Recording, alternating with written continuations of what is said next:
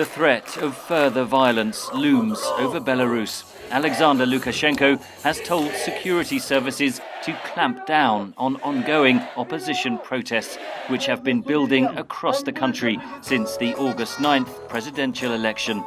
Europe offered its first policy response Wednesday. We stand firmly behind the right of the Belarusian people to determine their own fate, and the EU will impose shortly sanctions on a substantial number of individuals responsible for violence, repression and election fraud. Yet in reality, Europe has little leverage, according to analyst Mark Galliotti. Europe has neglected for Belarus for so long that we have very, very few levers.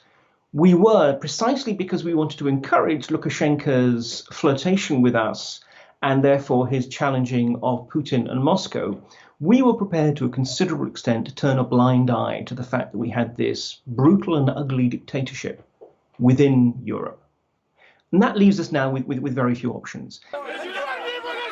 Forefront in European minds is the risk of repeating events of 2014, when Russia invaded Ukraine following the overthrow of President Viktor Yanukovych. There is a dilemma about how much to push the process through without risking a Ukraine-style new confrontation with Russia. So Europe must tread carefully, says Galliotti.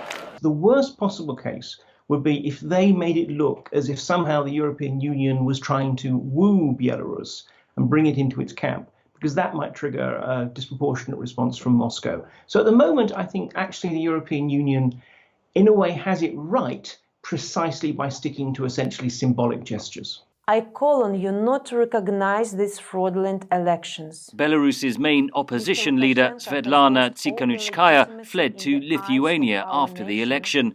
She has implored Europe to offer political support.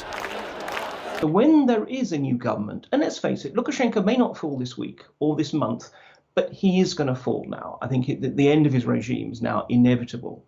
Europe should be ready to provide whatever assistance it can when that happens. Analysts say a continuation of the violent government crackdown on the protests in Belarus would likely intensify opposition demands for a more powerful response from the West. Henry Ridgwell for VOA News, London.